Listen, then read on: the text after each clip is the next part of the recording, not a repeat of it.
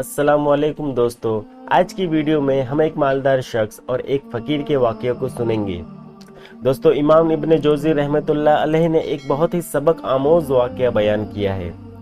उस दौर का एक बहुत बड़ा रईस और मालदार शख्स अपनी बीवी के साथ दस्तरखान पर खाने के लिए बैठा हुआ था। दस्तरखान अल्लाह की नेमतों से भरा हुआ था। बहुत सी अलग अलग किस्म के खाने उस दस्तरखान पर मौजूद थे।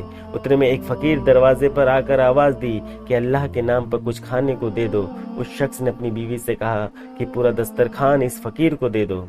औरत ने शौहर के हुक्म के मुताबिक फकीर को जब खाना देने गई और दरवाजा खोली तो चीखते हुए रोने लगी।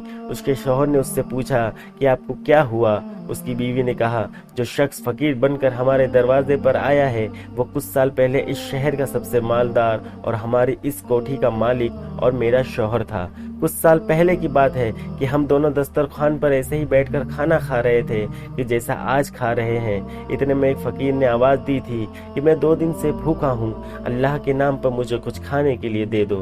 तो ये शख्स दस्तरखान से उठा और उस फकीर को बुरी तरह से पीटना शुरू कर दिया और उसे लहूलुहान कर दिया। न जाने उस फकीर ने क्या बद्दुआ दी कि इसके हालात बदल गए, इसके सारे कारोबार बंद हो गए और यह शख्स बर्बाद हो गया। और उसने मेरे साथ भी मारपीट शुरू कर दी और तलाक दे दिया।